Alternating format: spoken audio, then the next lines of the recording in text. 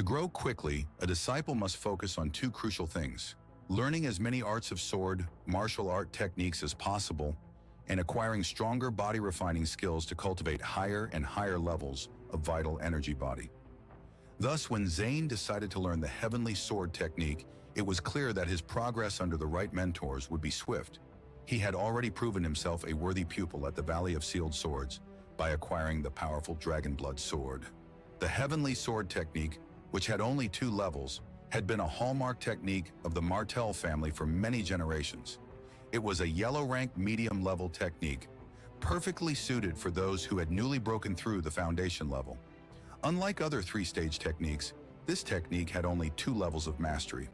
However, Zane knew his future enemies would be stronger, and relying solely on these 2 levels would be a grave mistake.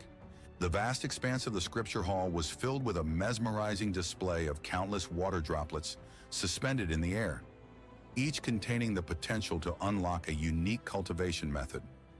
Zane stood amidst this sea of possibilities, his gaze flickering from one droplet to another, uncertain of which path to tread. With a determined resolve, Zane extended his hand towards a nearby droplet, guided by a glimmer of hope that this might hold the key to his advancement.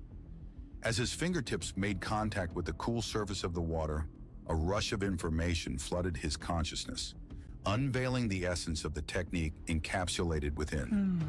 However, as quickly as the revelation had come, Zane's expression fell into disappointment, his brows furrowing in frustration as he realized that this was not the enlightenment he sought. That's not it. Despite his efforts, the elusive path to mastery seemed to elude him still, leaving Zane grappling with uncertainty amidst the vast sea of potential cultivation methods. But undeterred by setbacks, he remained resolute in his quest for enlightenment, knowing that the journey ahead would require something more than just chance. Raising his head, Zane spoke respectfully to the vast, clear surroundings. Senior, can you help me filter out other martial arts techniques besides sword skills and body refining skills? The old, ethereal voice did not respond this time, and the water droplets remained unchanged. Zane sighed, his expression growing tense. He began searching among the water droplets again, determined not to waste any more time. He hurriedly searched through the lake, trying to find a suitable cultivation method among the tens of thousands of water droplets. A brightly shining water droplet caught his attention. Thunder God technique? He touched a droplet of water on which there was an introduction to the low class of the black rank. Thunder God technique. The summary and power of the Thunder God technique were somewhat compatible with the Book of the Divine Thunder he practiced. However, it was incapable of guiding the thunder in the sky into his body. Soon, Zane gave up on the idea and pushed the droplet back. 15 minutes had passed, and he had examined 20 or 30 droplets, finding nothing suitable. It wasn't easy for him to find one that piqued his interest, but the route and method he would have to take would be completely different from the heavenly sword technique he had practiced before. He could not forget all his previous swordsmanship cultivation in order to cultivate a new sword skill, could he? Moreover, he knew very well that there must be a big secret behind the heavenly sword technique. This secret could only be found out by forcing it out of Prince Jorah's mouth. How long will it take to find the right one like this? In just an hour, I can't even stumble upon a suitable sword skill or cultivation method, let alone a body refining method. He felt a pang of regret. He cursed himself for not asking Kurt for guidance before entering the scripture hall. Kurt had definitely been here before and might have helped him avoid so many detours, but quitting now wasn't an option. As Zane stepped on the surface of the lake, ripples spread out one after another. The surrounding environment was bright and warm, with a light breeze and mellow sunlight. Mist rose from time to time, making the place look like a fairyland. This is... His eyes lit up at the sight of a particular water droplet, but after a careful look, disappointment flickered across his face. Yemming sword skill, if not you. The cultivation skill of the upper level of the black rank hinged on the speed of one's moves, making it hard to distinguish the real from the unreal. However, the lethality it exerted was limited, so there was not much sword will available to be condensed. There were only a select few in the entire five-spirit sect who had cultivated the Yemming sword skill. After some time, Zane walked to the middle of the lake, where a solitary pavilion stood. Inside the pavilion, only one droplet of water floated, surrounded by blue water and shining stars on the roof. Is there anything special about this method? Zane extended his hand and grabbed the droplet. Immediately, a voice echoed in his mind. The Aurora sword skill is a formidable technique that draws power from the galaxy itself. It comprises a total of 13 levels within the black rank martial arts techniques, and it can be cultivated all the way to the late stage of the intermediate level. The cultivation difficulty of this skill is extremely high, making it a challenge even for the most dedicated practitioners. However, the strength it offers is equally impressive, providing immense power to those who master it. Each practice session requires the practitioner to devour a star in the universe as nourishment, a task that underscores the daunting nature of this skill. The skill's founder once demonstrated its potential by killing an early intermediate level practitioner, using only the techniques from the 8th level of the foundation level. This remarkable feat highlighted the devastating power of the Aurora sword skill, even at lower levels. Eventually, with the help of this extraordinary skill, the founder rose to become the most powerful figure in the world, cementing the Aurora sword skill's reputation as one of the most potent and challenging cultivation methods ever created. Zane was awestruck on hearing the history of the Aurora sword skill. Devour a star? This isn't for ordinary people. What kind of concept was this? The gap wasn't something that a large number of people could make up for. The disparity in power is immense, almost insurmountable for most. Yet the Aurora sword skill made it possible. Zane felt anxious thinking about the skill. There was a voice in his heart urging him on, compelling him to seize this opportunity despite the daunting challenges ahead. However, this was the only unique sword art on the second floor of the entire scripture hall. Though he knew he shouldn't act impulsively, Zane felt his heart swell with wild passion. This is it. He gritted his teeth, grabbed the Aurora sword skill token, feeling apprehensive yet thrilled. But then the mysterious voice appeared again. You still have 10 breaths worth of time to choose another cultivation skill. 10, 9, 8. 10 breaths? I've wasted so much time. Panicking, he grabbed a nearby water droplet without checking it. He saw the word body refining and didn't care what it was. Any skill was better than wasting this opportunity. That's it. As the time was up, Zane was enveloped by a column of water, and the scene around him blurred and shifted. The next moment, he found himself outside the scripture hall, holding a cultivation method in each hand. The cultivation methods of the Five Spirits sect can only be self-cultivated and cannot be imparted to outsiders. The minimum sentence for violation of this law is the loss of cultivation. The maximum is banishment to the underworld. The old voice faded away, leaving Zane standing agape, cursing the owner of the voice in his heart. He then looked at the cultivation technique in his hand that he had hastily grabbed a few moments ago. The rune body refining technique? Runes? He was surprised, thinking he might be seeing things. But upon careful inspection, it was true. How do I integrate runes into my body? I don't even understand runes. Damn it, it is truly a useless skill. He cursed loudly, feeling that choosing this technique was a waste. 3 days later, in the Dragon Prison, Zane had mostly comprehended the Aurora sword skill. He understood why the introduction was so frenzied. The skill allowed one to condense sword energy by swallowing stars, with each level offering immense power. Reaching the second level of the Aurora sword skill, one could rely on sword energy to gather a shield known as the sword shield. This protective cover was very similar to the vital shield practiced by third-level foundation-level practitioners, though it was not as powerful as the latter. Seeking a break from his intense practice, Zane began reading the rune body refining technique. Whoever created this must be either a genius or a fool. Using the body as a weapon and body's vital energy as a guide. Carving runes within the body? The introduction included a note from the creator. I am a rune master who studied the way of runes for hundreds of years. I never accepted a disciple, nor married, devoting my life to runes. This rune body refining technique was my life's work. Unfortunately, my lifespan nears its end, and no one has cultivated it.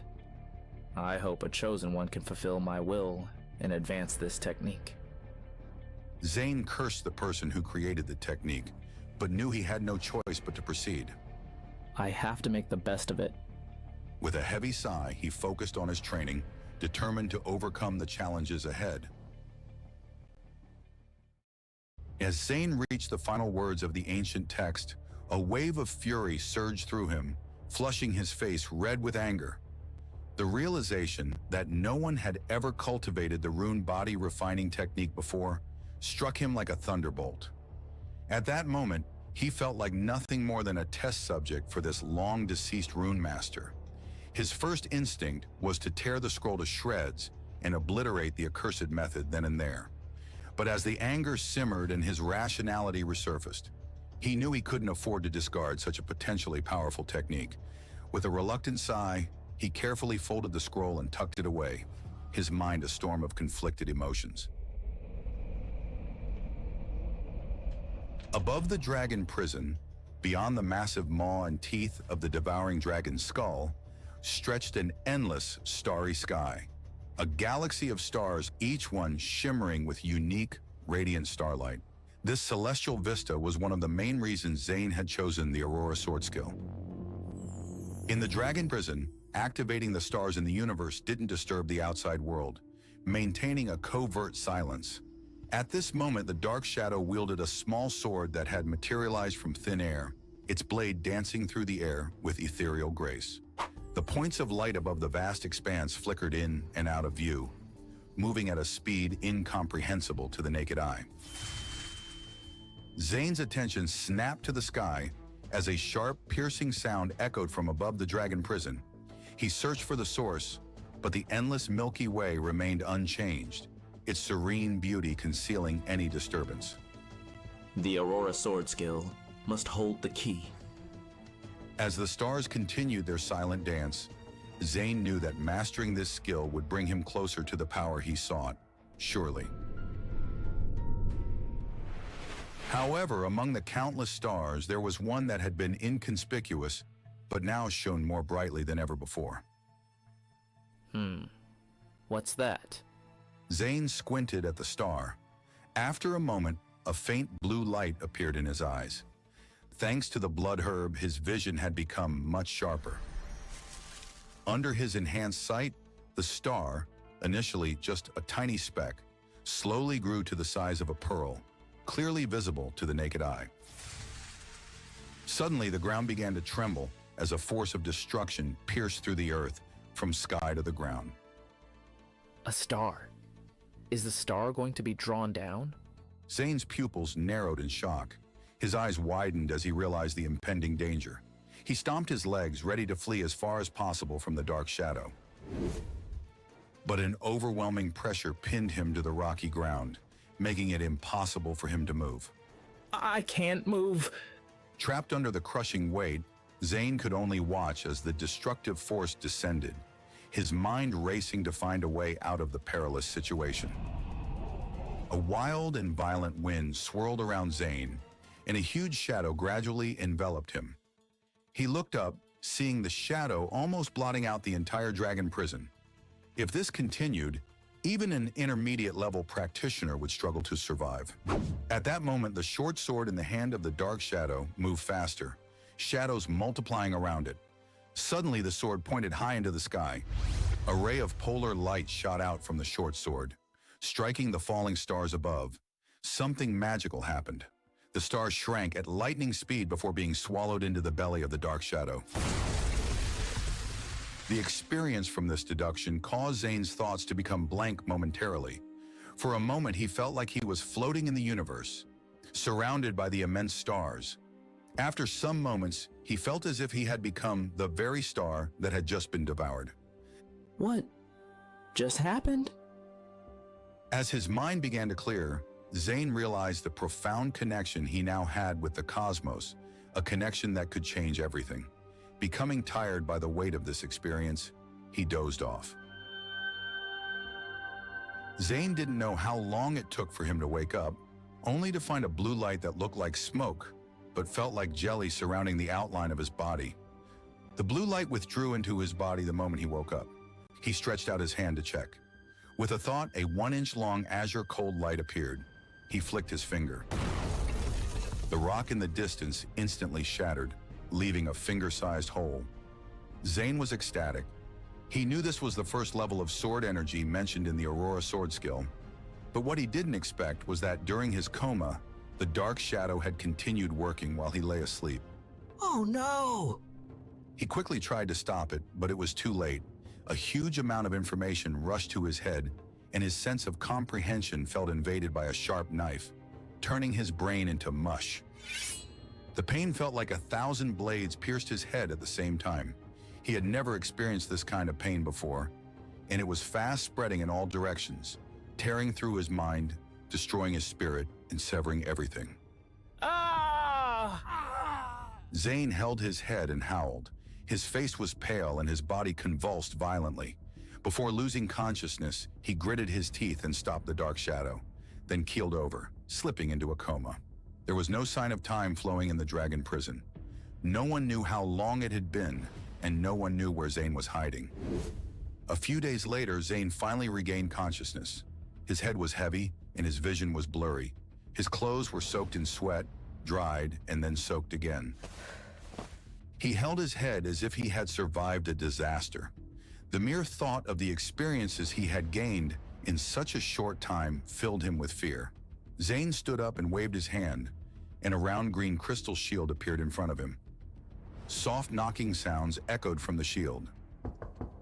Is this the sword shield condensed at the second level of the Aurora sword skill? His eyes widened in shock. He gently flicked his finger and struck out an inch of sword energy. The sword energy was immediately blocked. It took Zane a few attempts to master the sword shield, and ultimately, he made it stable. Zane rejoiced in the success of his attempt. He had finally gained something valuable, nearly at the cost of his life. Over the following month, Zane immersed himself in mastering the Aurora sword skill and honing his abilities with the dragon blood sword. Each day, he diligently applied blood herb to his eyes, hoping for improved clarity. In his spare moments, he studied the rune body refining technique, though his progress remained slow and frustrating. Then one day, a month later, a voice-transmitting talisman appeared in his residence. The moment Zane received it, his expression shifted to one of urgency. Without hesitation, he boarded the wind glider and made his way to the Dragon Spiral Hall. Inside the Grand Hall, the scholar in white, Henry Wells, stood with his back turned, hands clasped behind him. He was flanked by several unfamiliar faces, each radiating an air of importance and mystery. Zane took his place quietly among them. The room was steeped in a heavy silence, as if they were all awaiting the arrival of someone significant. Next to him stood a burly man with a greasy face and cropped hair. The man's eyes roved over Zane, his cold and ruthless gaze sending a chill down Zane's spine, making him feel uneasy and on edge. Not long after, the last footsteps echoed through the grand halls of the Dragon Spiral Hall, signaling the arrival of the final member. Now that everyone is here, let's get down to business. Master Henry's piercing gaze swept over the gathered disciples, his expression unreadable. Yarrow Kingdom's Duncan County is facing a beast tide. They are suffering countless casualties. They are seeking aid from our Five Spirits sect. I'll send 5 of you to Duncan County to eliminate the demonic beasts. The gravity of the task at hand settled upon the group as Master Henry continued. As the team leader, Jim Hops will go with you. You must set off tomorrow. There is no time to waste. As a reward, each of you is eligible to participate in the Dragon Temple competition, held by the Azure Dragon Academy in a month.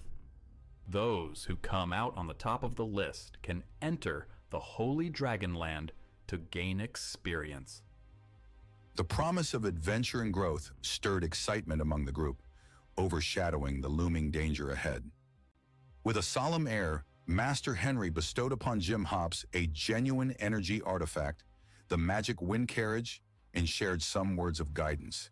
His voice carried the weight of experience, emphasizing Jim's crucial role in the mission ahead.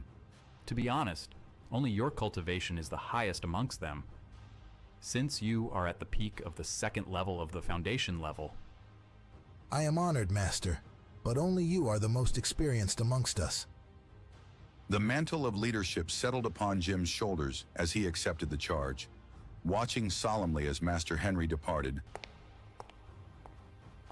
As the hall emptied, Jim Hops cast a steely gaze over the remaining members, his demeanor commanding attention. He spoke in a steely and commanding tone. Did you hear what the elders said just now? Let's set off tomorrow. If any of you is late or chooses to bail, you will be punished for breaking the sect rules. Among the five, only Jim Hops stood at the pinnacle of the second level of the foundation level, a fact that seemed to inflate his ego, much to the chagrin of his companions. With a deliberate glance, Jim Hops directed his disdain toward Zane, a smirk playing at the corners of his lips. Confusion clouded Zane's expression as he struggled to decipher the meaning behind Jim's disdainful gaze.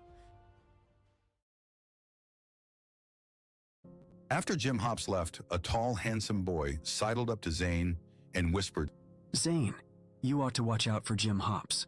On the way, you must be on guard both against him and the demonic beasts. You can't be careless. The handsome man was Eric Helm. During a time when Zane was still an outer disciple, Eric had been ranked first among the outer disciples. During the period when Zane entered the dragon prison for self-isolation, Eric had broken through to the foundation level and become a disciple of Master Henry. Before meeting there, he had met Eric several times, and the two of them had hit it right off the bat. They regarded each other as good friends. Jim Hops? I have no beef with him. Why should I be on guard against him just because he finds me an eyesore? Zane was dumbfounded, and this information unsettled him. Already he had many enemies to worry about. With his brows knitted, Zane couldn't put two and two together. However, Eric examined their surroundings and only dared to speak when he saw that they were alone. It's not just that, Zane. There's more to it. Jim Hops is known for his cunning. He doesn't need a reason to strike, especially if he sees an opportunity to gain something valuable. After carefully observing his surroundings once again and ensuring that no one overheard their conversation, Eric spoke again. It's very simple. He's associated with Lucas Grayson, the personal disciple of the Dean. I see. I'll keep my guard up. Thanks for the heads up, Eric. Seeing that Zane was not yet fully convinced, Eric continued his explanation. Look, for you to be able to become the Dean's student, Elora played a part in it. No, let me rephrase it. She was the key to it. Jim Hops is talented, and he's the first disciple of the Azure Dragon Academy. He's a hit with the ladies, but he only intends to win Elora's heart. Now that an opportunity is presented to him, do you think he will let you off?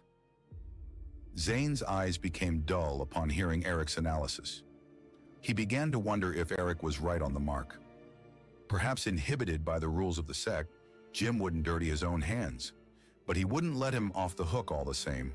Zane made a mental note of this as he returned to his residence with Eric to prepare for their departure the next day. The next day, Zane arrived at the mountain gate just as the dusky sky was turning bright. At this moment, all five of them had gathered. They were Zane, Eric, Jim Hops, and the two nominal disciples of Bella Evans, Lily Hughes, and Ava Morgan.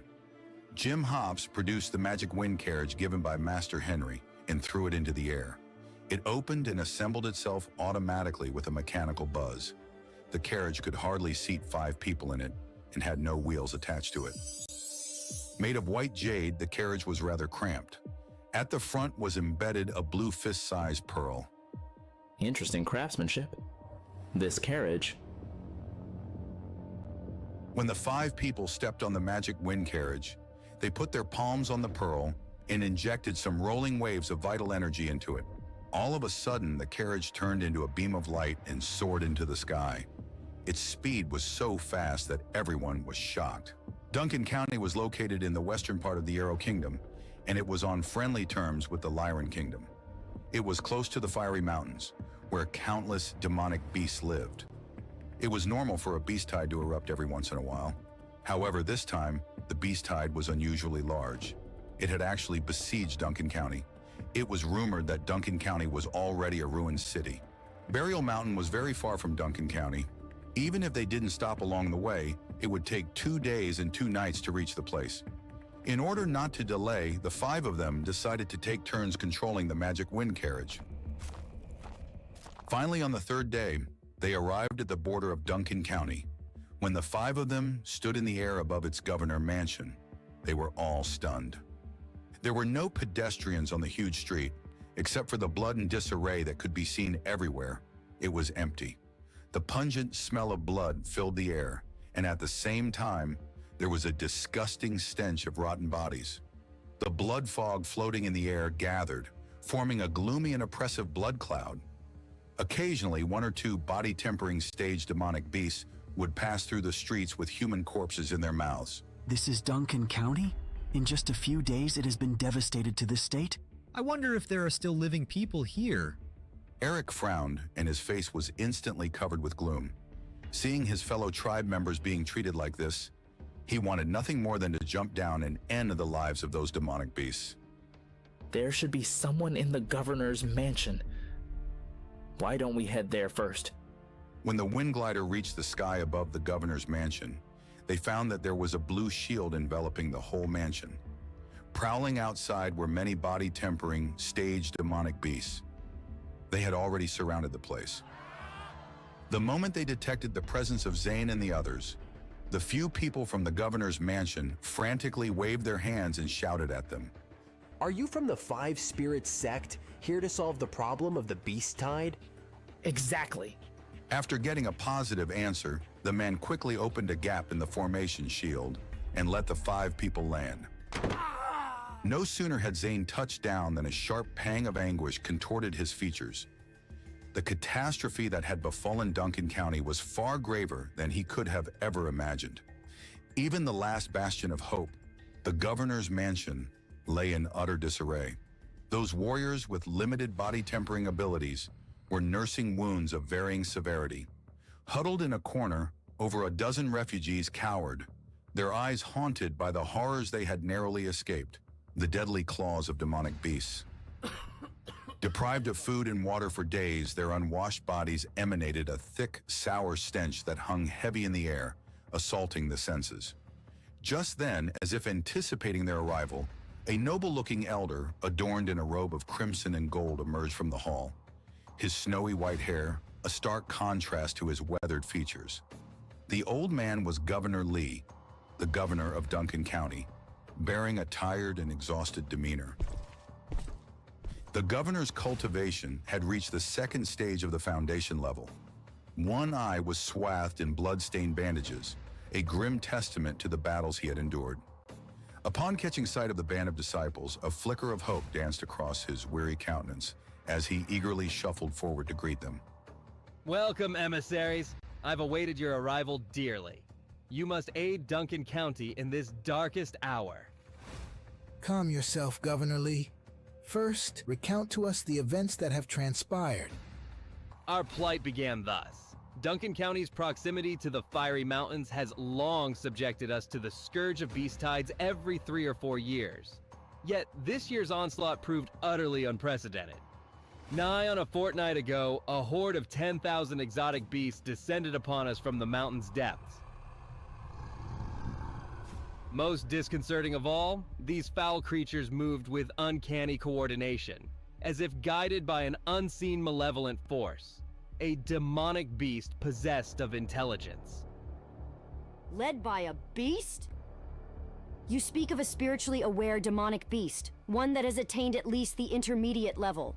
Should we not inform the sect and request reinforcements? Reinforcements? Before we've even ascertained the root cause? You reek of cowardice, unfit for this task. Return home if your knees quiver so violently. My team has no need for sniveling refuse. His harsh rebuke hung in the air, a weighty pall of discomfort smothering them all.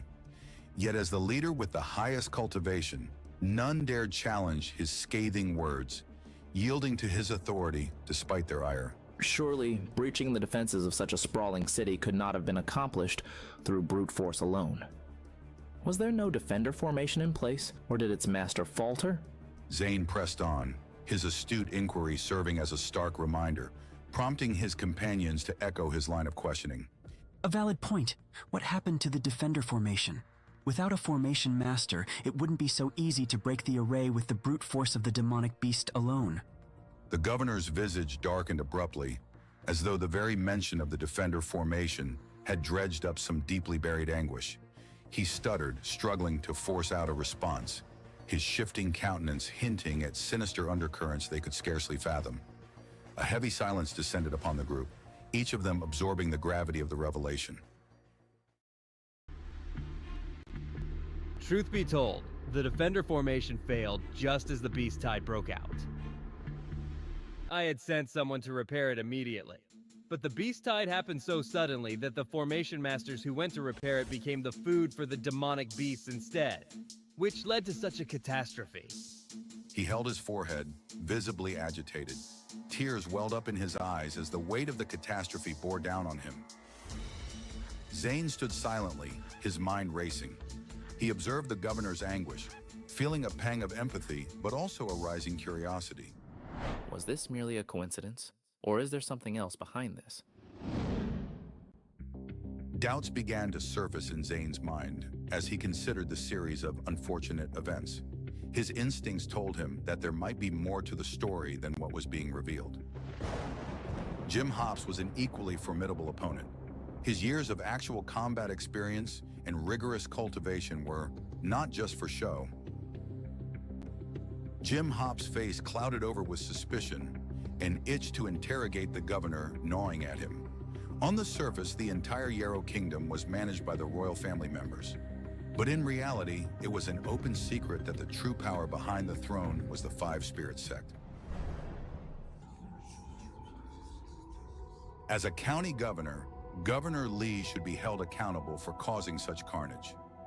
Jim's thoughts raced, considering the implications and consequences. Only a small portion of the demonic beasts that had invaded Duncan County remained in the city. Most of them had taken off to a forest west of the city. Since a large number of demonic beasts had flocked there, there must be something suspicious, something sinister lurking in those woods. Zane stood with a furrowed brow, listening intently to Governor Lee's report. Suddenly, an idea sparked in Governor Lee's mind. He hurriedly shared his opinion, hoping it might diffuse the growing tension. It might be the main culprit of this beast tide. However, it is too risky to go there during the day. The urgency in Governor Lee's voice was palpable. Zane, with a determined look, exchanged glances with his companions. They all knew what had to be done. The five of them decided to find out what was going on under the leadership of Governor Lee in the evening. The air was thick with anticipation and a hint of fear as they prepared for the journey. We leave at dusk. Stay vigilant and watch each other's backs. The six of them, along with Governor Lee, were all in the foundation level. Ordinary body-tempering stage and lesser demons wouldn't be able to harm them at all. As the sun dipped below the horizon, casting long shadows across the city, the group moved out, their silhouettes merging with the encroaching darkness. There were very few demonic beasts in the Foundation realm. It was unlikely that the combined strength of 6 Foundation-level practitioners couldn't stand up to the beasts. That night, 6 people snuck into the forest.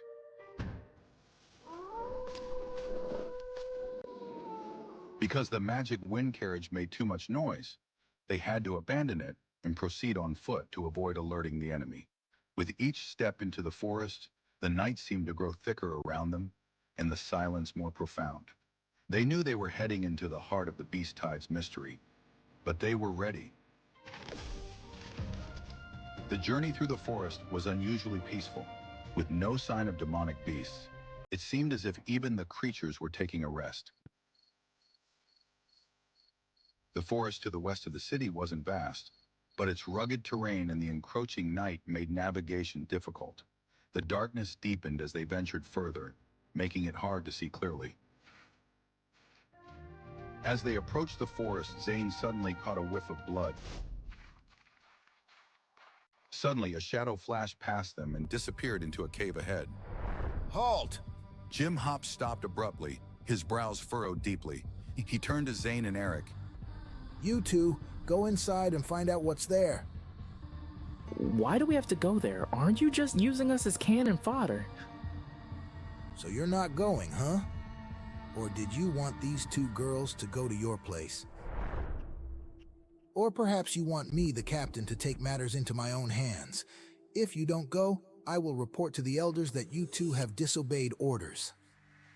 His voice was cold and violent, leaving no room for negotiation. The gravity of the accusation forced them to push aside their fear and reluctantly obey the order. With heavy hearts and trepidation, Zane and Eric moved towards the ominous cave, their minds racing with thoughts of the unknown dangers that lay ahead.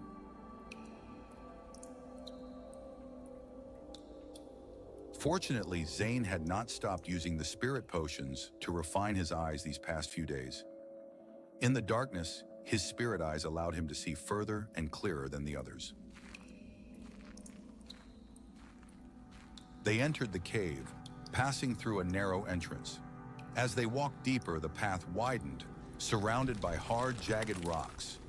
Strangely, they did not encounter a single demonic beast along the way. Even if the beast were resting, it was impossible for them all to hide. Suddenly, a black shadow appeared above Zane's head. A strong gust of wind rushed towards them. Zane reacted immediately. He pushed Eric aside and executed the second movement of the three-star step technique. In an instant, he split into three shadows and dodged. Their shadows flickered and hid them from sight for a while, before revealing their real bodies again. A bat? It was a body-tempering stage bat, a demonic beast the size of an adult, with blood-red eyes and bared fangs. Its huge wings stirred up a strong airflow in the cave. The beast lurched at them, swooping over their bodies, trying to grab them with its fierce claws. However, the duo quickly ducked to safety. Realizing its sneak attack had failed, the demonic beast turned and fled at an extremely fast speed. Without hesitation, Zane transformed into a silent shadow again and pursued the bat, his movements swift and determined. Zane, wait for me. Eric hesitated for a moment before rushing to catch up. Unfortunately, Zane and the demonic beast were too fast for him. Unable to keep up, he feared getting lost in the cave if he continued blindly. Where is he? How did he disappear so quickly? What should I do? I should go back and inform the others first. Eric quickly retraced his steps, but what he saw when he exited the cave stunned him.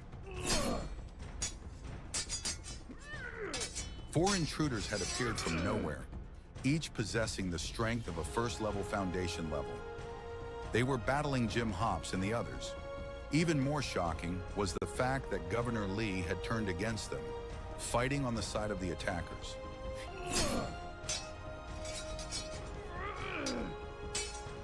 The scene had turned into a chaotic 5-3 battle, placing Jim and his companions at a disadvantage. Why are you standing there like a fool? Come and help me. This old thief is a backstabber. He's the one who led these men to ambush us. I've been injured! Jim Hops was exasperated, cursing as he fought against the governor and the other assassins. Seeing this, Eric immediately joined the fray to help balance the situation. Where is Zane? Did he flee? Zane has gone after the demonic beast in the cave. Jim Hops cursed in his heart. If he had known this would happen, he would not have let them explore the cave. Governor Lee's strength was formidable, matching Jim Hops blow for blow. He had deliberately concealed his cultivation to deceive them. In addition to the governor, there was another foundation-level assassin among their opponents. Jim Hops found himself at a great disadvantage. Meanwhile, Lily Hughes' situation was dire and worsening. She had been attacked by a surprise assassin, leaving a bleeding wound on her arm. Eric and Ava Morgan were occupied dealing with another assassin and couldn't assist her. Lily felt bitter, biting her lower lip as she thrust her palm forward, to summon a powerful defensive energy sigil. Cloud scattering palm! The wind from her palm was powerful but lacked accuracy, allowing her opponent to easily evade it. Ha! It's powerful. But what's the use if you can't hit anything with it? With the blood of several Foundation-level practitioners, our work here is already half done. The assassin's sword struck Lily again, leaving more bloody wounds on her body. Gritting her teeth in pain, she shouted at Jim Hops. It's all because of you. If you hadn't sent Zane and Eric out, we wouldn't be in this mess. Huh, why don't you say it was Zane who took the opportunity to escape? When I go back, I must report this to the elders and have him kicked out of the Five Spirit sect. The group wondered if they would ever escape alive from such a dire situation. Suddenly, a few illusory phantoms flashed in the darkness and appeared in front of Lily Hughes. The phantom moved with lightning speed, flicking his fingers, releasing several shards of green light. Two bloody holes appeared between the assassin's eyebrows before he dropped dead. It was Zane who had rushed out of the cave just in time. Zane!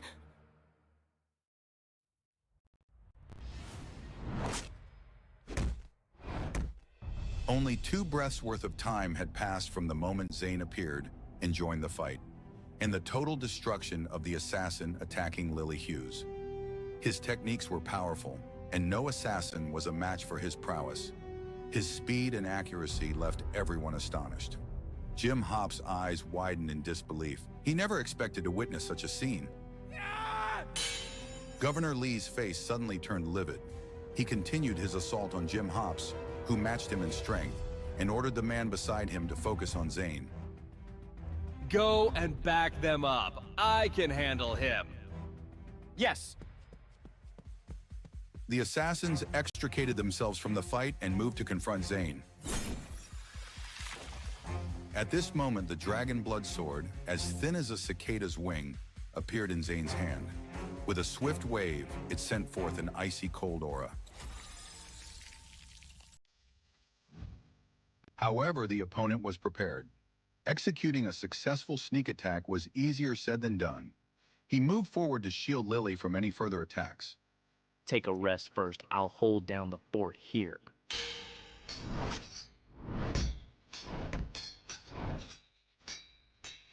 The confrontation between Zane and the assassin intensified, each movement precise and deadly, as the others regained their composure and prepared to rejoin the fight.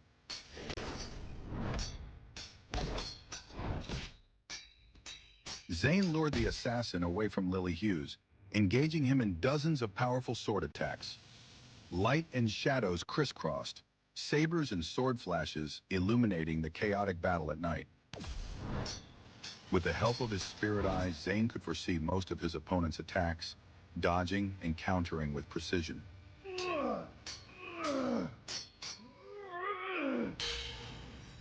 The situation for Eric and Ava Morgan was similar. They held their own against their opponents, fighting back and forth with determination. Jim Hops, however, was on the brink of being overpowered. Despite both being at the peak of the second level of the Foundation level, Governor Lee's experience gave him a lethal edge. The governor's moves were sharp and calculated, often nearly trapping Jim Hops.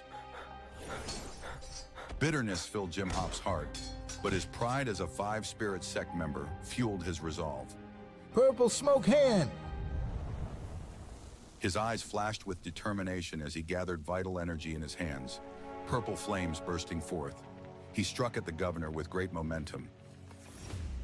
However, the governor's body was as agile as a fish. He effortlessly dodged the attack and countered with a palm strike to Jim Hops' chest. Black smoke emerged immediately. A hissing sound filled the air as Jim Hops' clothes began to rot. His chest turned red with blood, then black. He quivered and recoiled a few steps, his pupils shrinking as he examined his injury with a heavy expression. Poison Palm? As governor of Duncan County, were you the cause of the beast tide? Why are you ambushing us?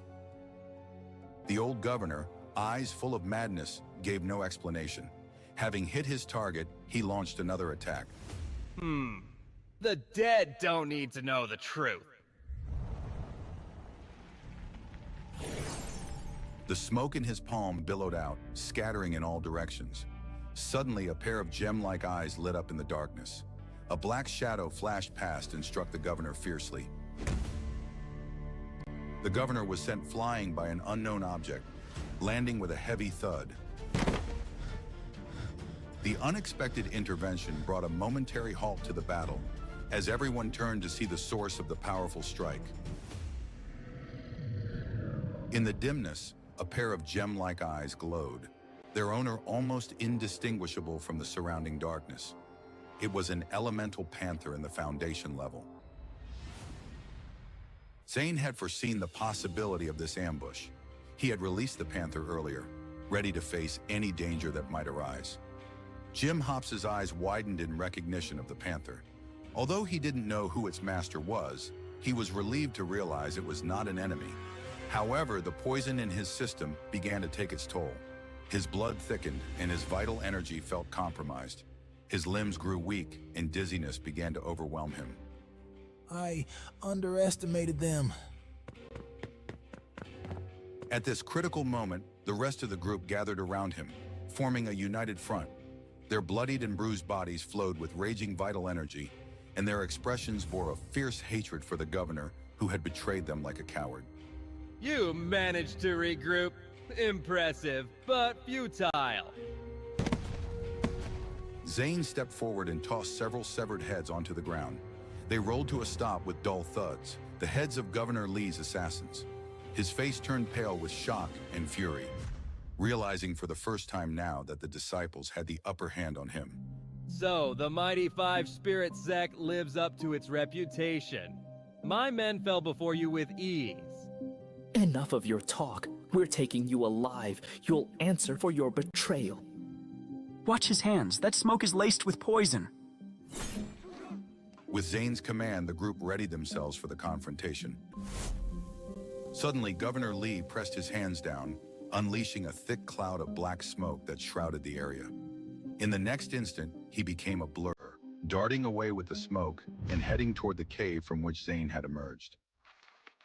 The governor's desperate flight into the cave left the group in tense pursuit, their determination to uncover the truth about his treachery driving them forward. In their anger, the disciples forgot all fear and had only vengeance on their minds. Jim Hops was about to lead the group in pursuit when Zane stopped him with a firm hand on his shoulder. Wait. The cave is a different world altogether. There could be other dangers lurking inside. Zane's voice was steady, his eyes serious. When I was investigating, I hit a dead end but found traces of a rune formation. We need to be cautious. What? I sent you to explore the cave and you got sidetracked by a demonic beast. We were nearly deceived by the enemy and now you're saying there's danger inside. I've been poisoned and without the antidote, I'm done for. Whatever's inside, we must face it. Jim Hops scolded Zane loudly, dismissing his warning, but the rest of the group exchanged uncertain glances. Zane's reasoning had been clear from the start. He had single-handedly taken down the enemies before them. Although Jim Hops was their leader, Zane's strength and judgment were undeniable. I said go in. Didn't you hear me? Or are you all planning to defy your leader's orders? Jim Hops brandished the token given by Master Henry, his anger palpable. The poison coursing through his veins seemed to spread faster with his agitation. Eric, Lily Hughes, and Ava Morgan looked to Zane. Their trust in him showed clearly. All right, let's proceed with caution. If we encounter any danger, we retreat immediately. The three waited for Zane to lead the way. Their confidence in him was growing with each passing moment. Jim Hops's face contorted with anger, realizing his leadership had been overshadowed by Zane. Despite his frustration, the group moved forward. The cave ahead loomed with unknown threats, but they were determined to face whatever lay within. As the group entered the cave, they passed the spot where Zane had encountered the bat demonic beast. The passage led them deeper, towards an abandoned mine. Colorful ores piled up on both sides and the mine walls were riddled with holes. As they ventured further, the passage widened and the light grew brighter, revealing more of the cave's interior. As Zane had described, the tunnel ended abruptly in a dead end. A massive stone wall loomed before them, engraved with obscure words and the occasional rune flickering across its surface. The lack of any side passages indicated that Governor Lee had indeed fled in this direction. Perhaps he had found a way through the stone wall. Just when everyone seemed at a loss, Ava Morgan stepped forward, leaning against the stone wall to examine it closely. I have some knowledge of runes. I'm not an expert, but I can try to open this passage. Delicate and focused, Ava began tracing the runes with her fingers, muttering incantations under her breath. Hours passed and the night grew darker, bringing a sharp drop in temperature. The chill seeped into their bones. Meanwhile, the poison in Jim Hops's system had spread to his organs, turning his lips a ghastly purple. Impatience and pain gnawed at him. His frustration boiled over. Can you do it or not? If you can't, stop wasting our time. Let's work together to break the formation. 5 of us should be able to handle it. His outburst, however, only served to undermine his authority. The others ignored his tirade, understanding that brute force against the rune formation could lead to greater danger. Their lives were as valuable as Jim Hop's, and reckless action was not an option.